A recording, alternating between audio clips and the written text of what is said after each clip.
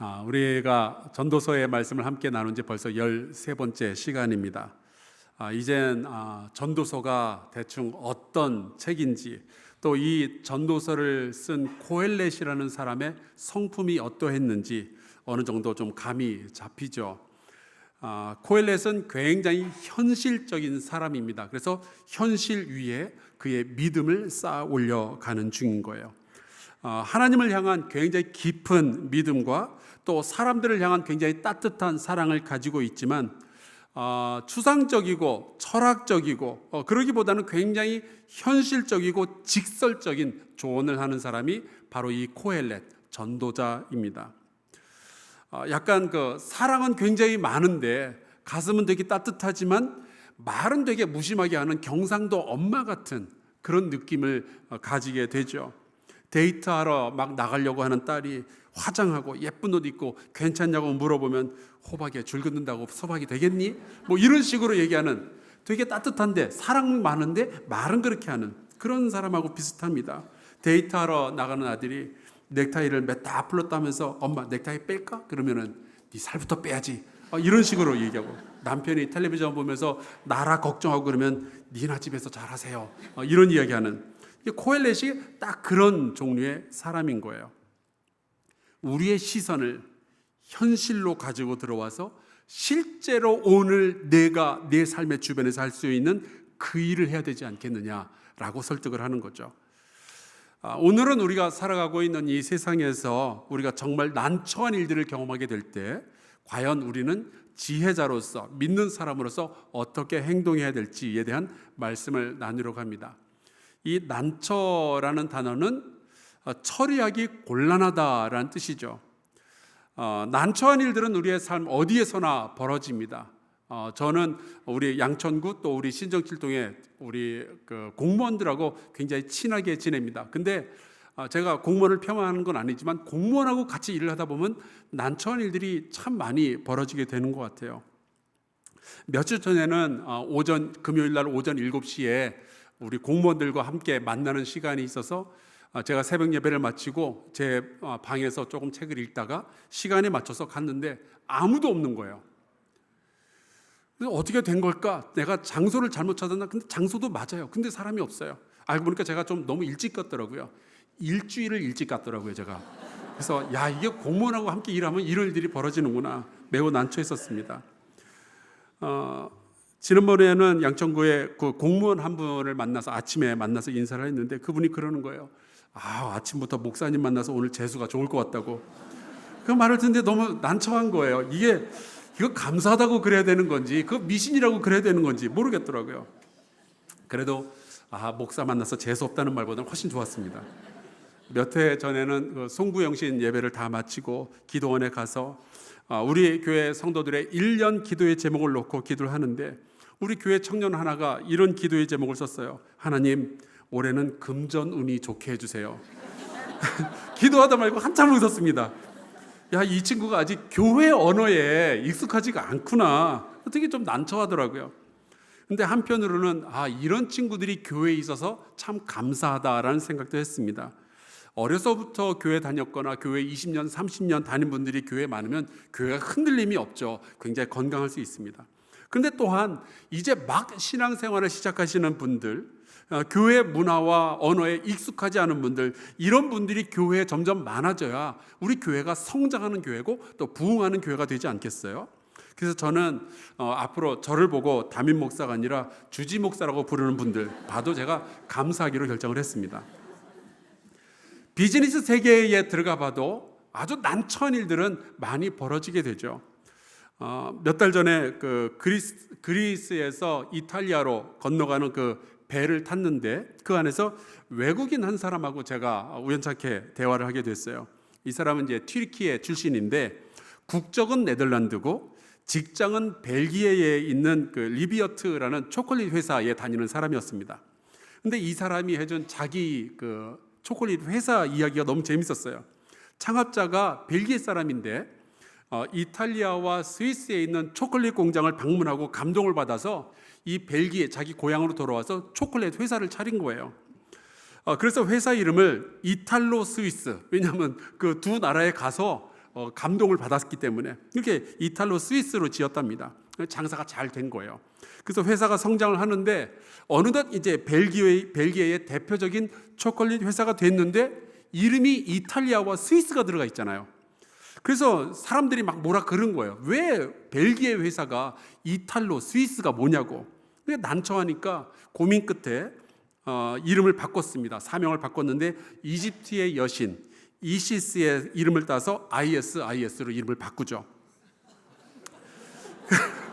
그런데 이름을 바꾸고 나서 얼마 후에 시리아의 무장 테러 단체가 이슬람 국가를 만들겠다고 서방 국가들을 향해서 이제 선전포고를 했는데 그 단체 이름이 하필이면 ISIS였어요. 매일처럼 뉴스에서 막 총 쏘고 폭탄 터뜨리는 장면이 나오는데 ISIS라는 이름이 새겨진 초콜릿을 누가 선물을 하겠어요? 의도한 건 아니었지만 회사는 너무 이제 난처한 상황이었습니다. 그래서 이름을 다시 바꾸기로 한 거예요. 그래서 이제 이탈로 스위스라는 초콜릿 회사가 이시스 초콜릿 회사가 됐다가 나중에 리비어트 초콜릿 회사로 이름이 다 변경이 된 거죠. 우리가 원하든 원하지 않든 우리의 삶 속에는 이런 난처한 일들이 벌어집니다. 때로는 누군가의 실수 때문에, 누군가의 죄악 때문에 우리는 난처한 상황에 처하게 되죠. 18절 말씀을 볼까요?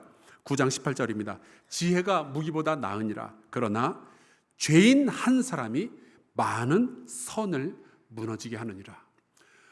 제가 아는 대부분의 사람들은 다 착해요. 근데 그들의 삶 속에 생겨나는 곤경들은, 난처함은 어떤 죄인 한 사람, 두 사람, 이런 사람들의 실수나 죄악 때문에 벌어진단 말이죠. 지혜가 무기보다 낫다. 이건 우리가 다 인정하는 바이잖아요. 근데 우리의 현실 세계를 보면은 죄인 한 사람이 너무 많은 사람들을 고통 속에 빠뜨리는 거예요.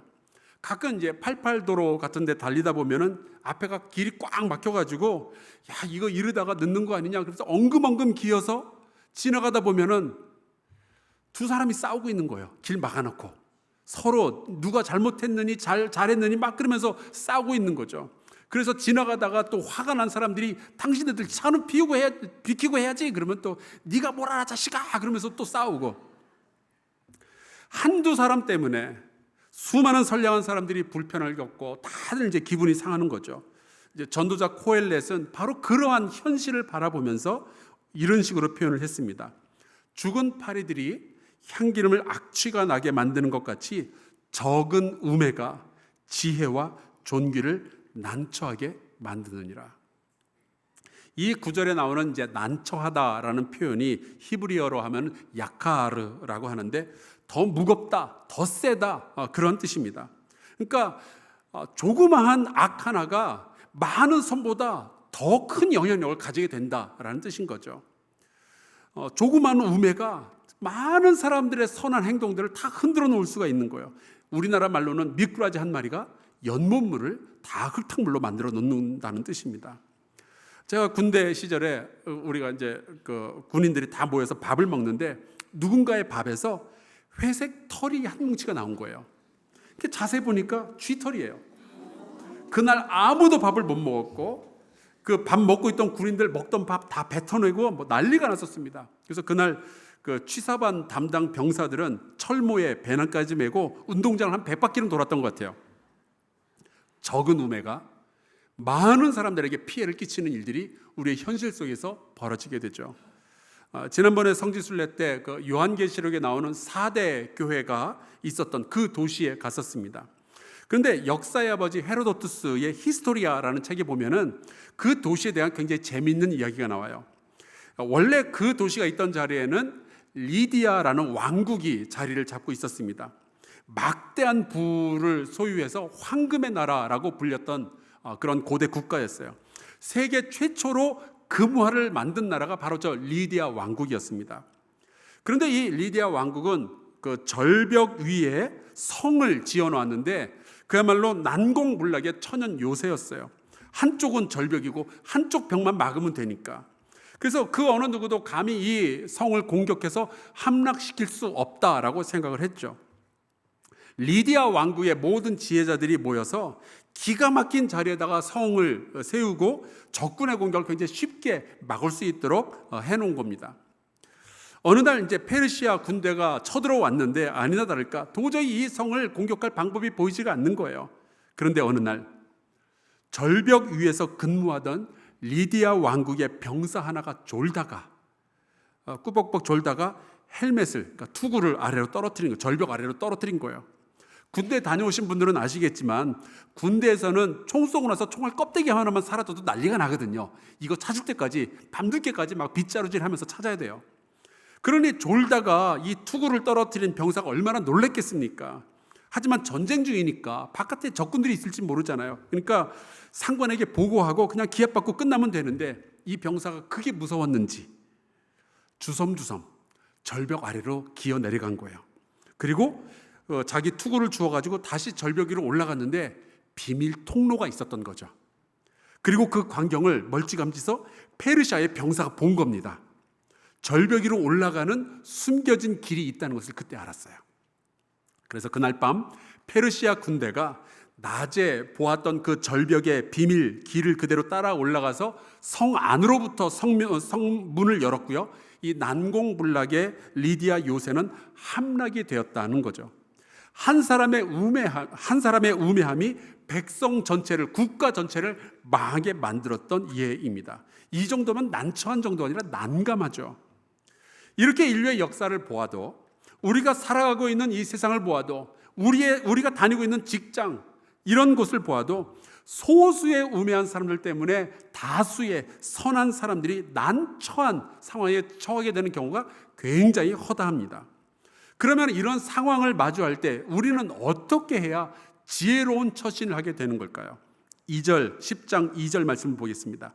지혜자의 마음은 오른쪽에 있고 우매자의 마음은 왼쪽에 있느니라. 어떤 분들은 자꾸 이 구절을 보면서 지혜로운 사람은 그러니까 우파고 우매한 사람들은 좌파야, 막 이런 해석을 하려고 하시는데 그런 건 아니고요. 코엘렛이 연구해 보니까 세상에 이 난처한 일들이 벌어지게 될 때 지혜자와 우매자의 해석과 반응이 판이하게 다르게 나누어진다는 것을 보게 된 거예요. 똑같은 일이 벌어졌는데 지혜로운 사람과 우매한 사람은 다른 식으로 행동을 하는 겁니다. 우매한 사람들은 이런 식으로 행동하는 경우가 있죠. 난처한 상황이 벌어졌을 때 옳고 그름을 따지기보다는 다수의 편에 서는 거예요. 왜냐하면 그게 안전해 보이니까. 다른 사람이 했으면 나도 해도 된다라고 생각을 하니까요. 여러분, 북한에서 김정은이 나타나면은 수만 명의 백성이 손바닥에 멍이 들도록 박수를 칩니다. 수백 명의 여성들이 지도자 동지를 외치면서 막 울음을 터뜨리고 눈물을 손수건으로 닦고 막 그러죠. 그런 모습을 바라보게 되면은요, 감히 김정은에게 도전할 용기가 나질 않는 거예요. 당신 왜 핵폭탄을 만들었냐고, 당신 왜 인민의 자유를 빼앗냐고 말을 못하는 거죠. 그리고 오히려 김정은을 찬양하는 그 그룹에 속하게 되는 거예요. 왜냐하면 그쪽이 안전하니까. 남들이 했다면 나도 해도 괜찮다라고 생각을 하는 거죠. 또 하나의 우매한 반응은요, 이러한 난처한 상황에 처하게 될 때 어떤 놈 때문에 이렇게 됐는지 찾아내서 다투고 싸우고 복수하는 거예요. 이에는 이, 눈에는 눈. 너 때문에 내가 난처한 상황에 처했으니까 너도 한번 맛을 봐야 된다고, 너도 똑같이 당해보라고 폭력적으로 반응을 하는 거죠. 그런데 과연 그런 게 정말로 현명한 행동일 것인가? 과연 그게 우리 모두에게 이익이 될 것인가? 여러분, 지난 대선 때 양쪽 당이 계속 싸울 때 우리나라에 도움이 될 것처럼 보이셨나요? 전도자 코엘렛은 이렇게 이야기를 합니다. 오늘 말씀 4절을 볼까요? 주권자가 내게 분을 일으키거든 너는 내 자리를 떠나지 말라. 공손함이 큰 허물을 용서받게 하느니라. 자, 주권자 때문에 화가 났어요. 나보다 강력한 사람, 그 어느 힘 있는 사람 때문에 화가 났어요. 대한민국 백성의 반은 지난번 대통령 때 화가 났고 나머지 반은 지금 대통령 때문에 화를 내고 있잖아요. 회사에 가서 직원들과 회의를 하는데 사장님이 막 면박을 주는 거예요. 이렇게밖에 당신 못하냐고. 그럼 막 화가 나죠. 직원도. 가게에 온 손님이 막 항의하고 물건 집어던지고 막말하고 막 그러는 거예요. 그럴 때 우리는 막 화가 머리 끝까지 치밀어 오르잖아요. 그럴 때 우리는 자리를 박차고 일어나서 문 꽝 닫고 나가버릴 수 있어요. 내 자존심이 있잖아요. 난 무시당하고는 못 산다고 그럴 수 있잖아요. 이에는 이, 눈에는 눈. 우리는 그런 식으로 대처할 수 있죠. 속은 시원할 거예요. 근데 문제는 그쪽이 칼자루를 쥐고 있는 겁니다. 그러면은 피해는 고스란히 내가 당하거나 내 가족이 당하게 되겠죠. 그러면은 더 난처해지는 거예요. 이 난처가 해결이 되지 않고 또 다른 난처한 상황들을 만들게 되는 겁니다. 그러면 그게 결코 지혜로운 게 될 수가 없는 거죠. 그러니까 코엘렛이 하는 말은 이거예요. 냉정해야 된다고. 그럴 때 침착해야 된다고요. 11절에 그 이유가 나와 있습니다. 주술을 베풀기 전에 뱀에게 물렸으면 술객은 소용이 없느니라. 이게 무슨 말씀인가 하니, 인도에 가보신 분들은 아마 길거리에서 약장수 같은 사람이 그 코브라, 그 뱀을 그 바구니에 넣어놓고 피리를 불면은 코브라가 뭔 일인가 해가지고 이렇게 바깥에 나와서 그 피리 소리에 따라서 이렇게 춤을 추고 그런 것들을 보신 분들이 계실 거예요. 이 말씀이 딱 그거예요. 술객이 뱀으로 쇼를 보여주고 그걸로 돈을 벌어야 되는데 쇼하기 전에 뱀한테 물린 거예요. 그러면은 쇼고 뭐고 병원부터 가야 되잖아요. 그러니까 선한 사람이 난처한 일을 당했을 때 막 덤비고 싸우고 그러면은 자기 할 일을 제대로 하지 못하고 피해부터 입게 되니 얼마나 바보 같으냐 하는 거죠. 자, 그럼 계속해서 말씀을 볼까요? 5절과 6절. 내가 해 아래에서 한 가지 재난을 보았노니 곧 주권자에게서 나오는 허물이라. 우매한 자가 크게 높은 지위들을 얻고 부자들이 낮은 지위에 앉는도다. 세상이 왜 이런 식으로 돌아가는지 모르겠어요.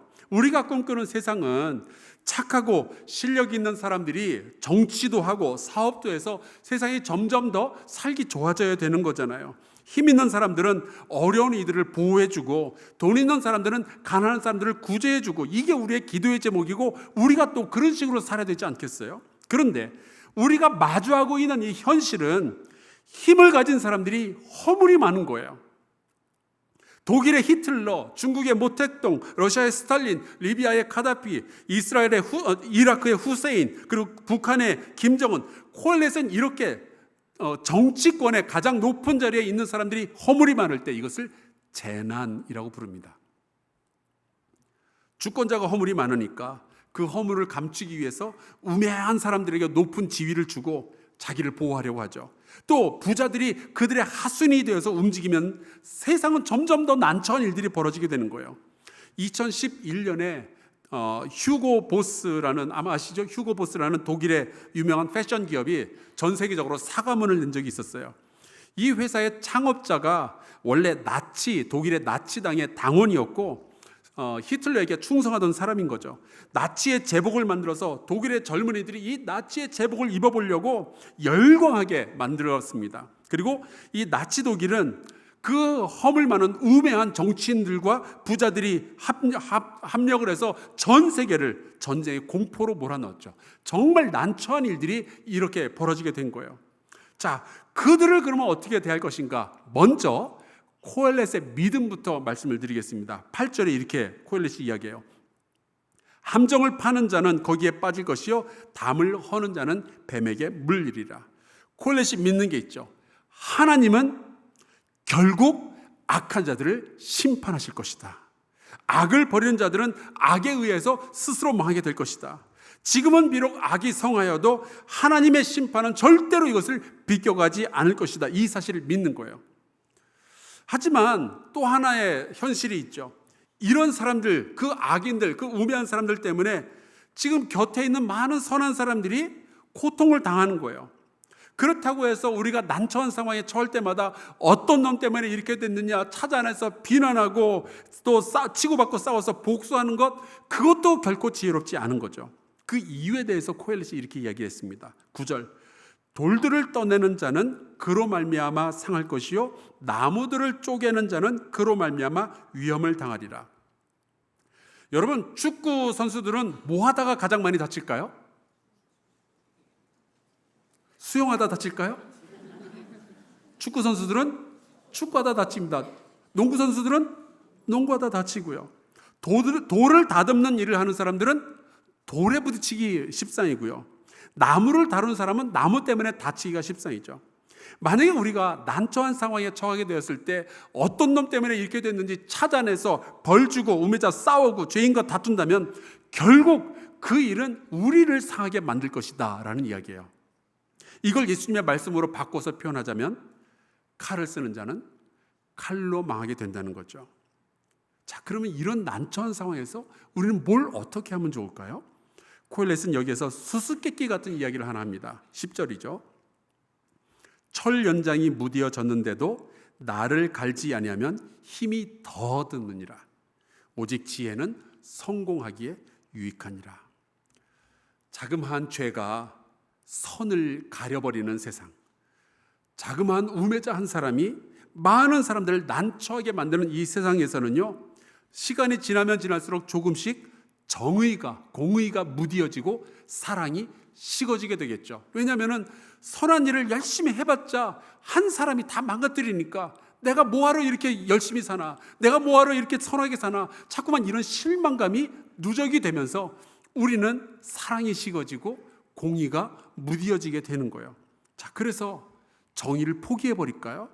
그래서 사랑을 포기해버릴까요? 그러면 세상은 점점 더 어처구니 없이 돌아가게 될 거예요. 내가 사랑하는 사람들, 우리의 자녀들은 더 난처한 세상에서, 우리보다 훨씬 더 난처한 세상에서 살아가게 되겠죠. 코엘렛은 이렇게 이야기를 해요.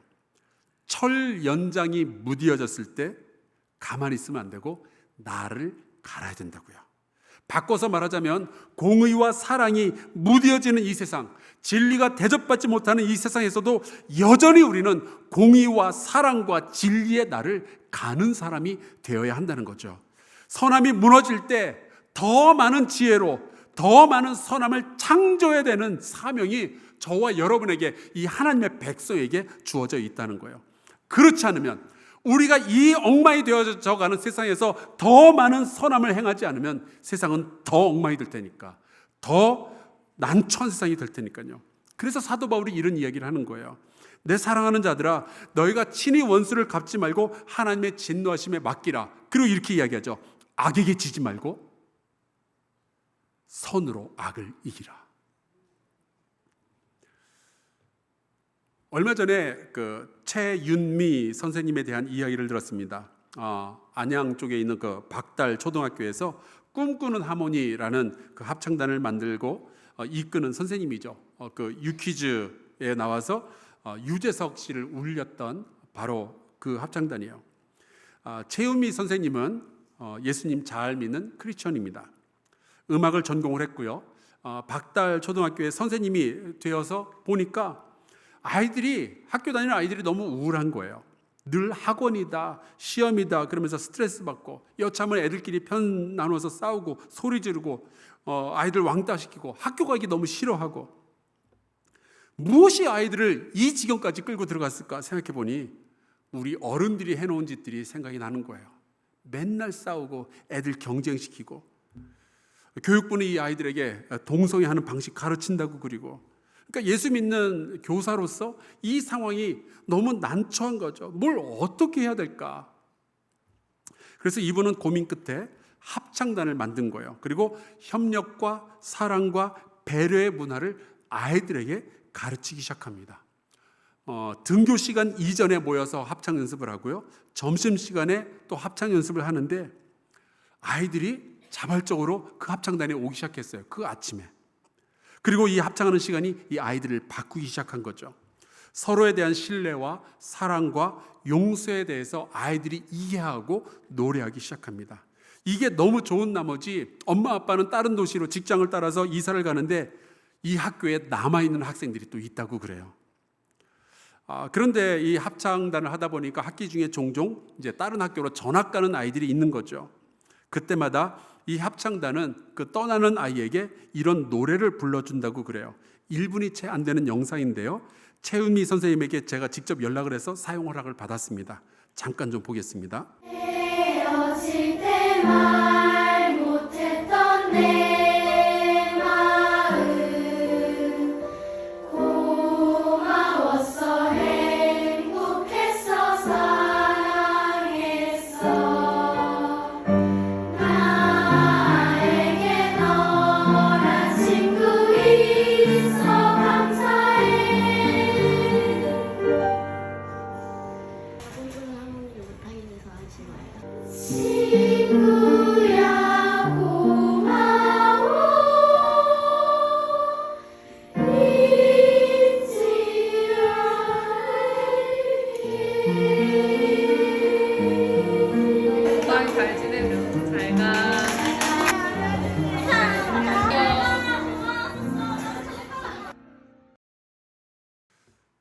우리 어른들이 엉망으로 만들어 놓은 세상에서 이 아이들은 이렇게 아름다운 사랑의 이야기들을 나누고 있었던 거죠. 헤어질 때 말 못했던 내 마음 고마웠어, 행복했어, 사랑했어. 나에게 너란 친구가 있어서 감사해. 친구야 고마워, 잊지 않을게. 이 영상을 100만 명이 넘는 사람들이 봤어요. 왜 그랬을까요? 아마 이런 사랑이 그리웠던 것 같아요. 엉망이 되어버리고 난처한 상황 속에서도 여전히 사랑을 이야기할 수 있는 그 모습이 보고 싶었던 거겠죠. 우리 어른들이 만들어 놓은 이 난처한 세상 속에서 최유미 선생님 또 이 아이들은 서로 사랑하고 서로의 존재를 감사하는 방식으로 악과 우매를 이겨나가고 있었던 겁니다. 그걸 보고 유재석 씨가 울음을 터뜨린 거예요. 우리 어른들이 너무 미안하다고. 우리 어른들은 맨날 싸우는 모습만 보여주고 있었는데 너희들은 서로 사랑한다는 말을 하고 있었구나 하면서요. 만약에 이 세상의 죄악과 우매함을 싸움으로 해결할 수 있었다면 예수님은 갑옷을 입고 칼을 들고 이 땅에 오셨겠죠. 하지만 예수님은 정말 작고 낮은 모습으로 이 세상에 오셨어요. 그리고 조금씩 사람들을 만나시고 그들을 치유하시고 그들에게 복음을 전하시죠. 하루하루 삭개오를 만나시고 바디메오를 만나시고 사마리아 여인을 만나시고 귀신 들린 여자를 만나십니다. 그렇게 죄와 우매함으로 가득 찬 이 난처한 세상 속에서 예수님은 선한 일을 멈추지 않고 지속하신 거예요. 십자가에 달려 죽는 그 순간까지. 그런데 바로 그 선함이 이 잔인하고 폭력적인 세상을 바꾸기 시작했던 거죠. 그 예수님을 따르기로 작정하는 제자들이 생겨났고요.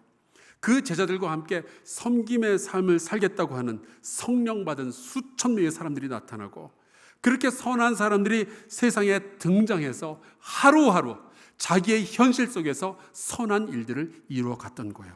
이게 하나님의 지혜였던 겁니다. 그 사실을 깨닫고 사도 바울은 이렇게 이야기를 했어요. 하나님의 어리석음이 사람보다 지혜롭고 하나님의 약하심이 사람보다 강하니라. 오늘도 도처에서 난처한 일들이 벌어지고 있습니다. 그런데 전도자의 가장 현실적인 조언은 우매자의 마음을 품지 말고 지혜자처럼 행동하는 거죠. 세상의 악과 우매함을 보면서 우리도 폭력적으로 대항하지 말고 그렇다고 모른 척하지도 말고 우리는 여전히 선한 선택과 선한 일로 세상을 지켜내자라고 권유하고 있는 거예요.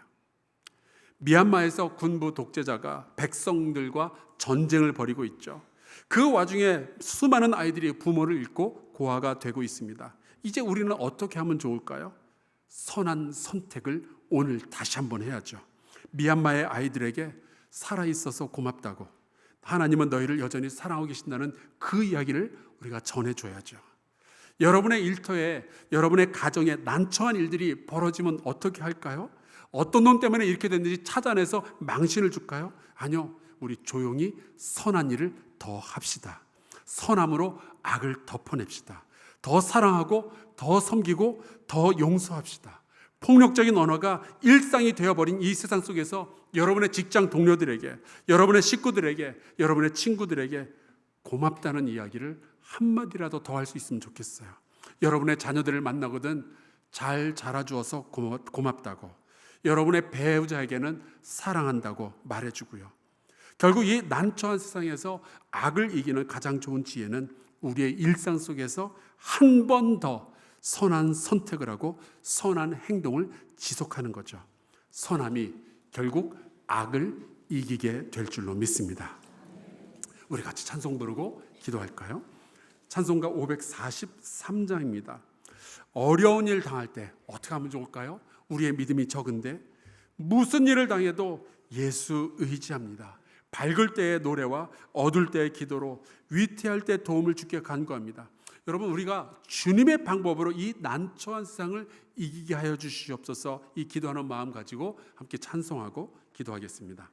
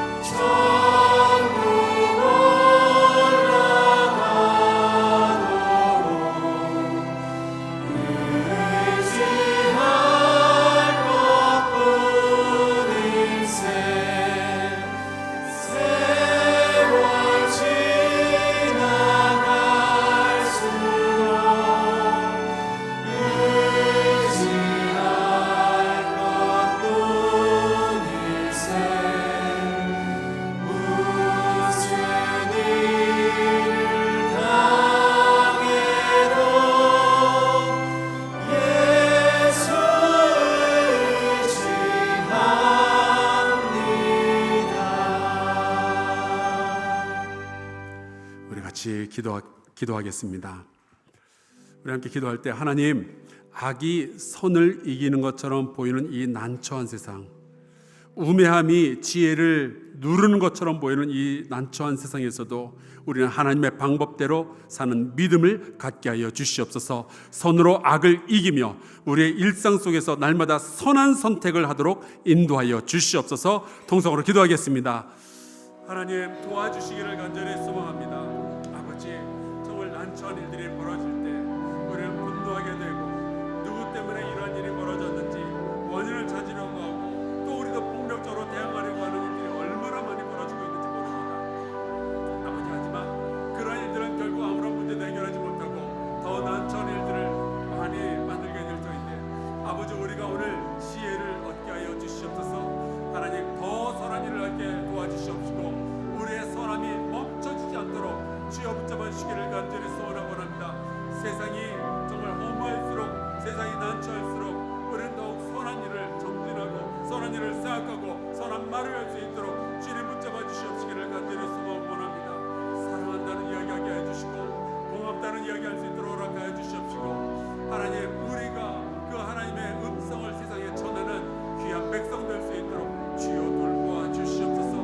아버지, 우리에게 지혜와 용기를 더하사 오늘 내 삶 속에서 다시 한번 선한 선택을 할 수 있도록 주님 붙잡아 주시옵소서.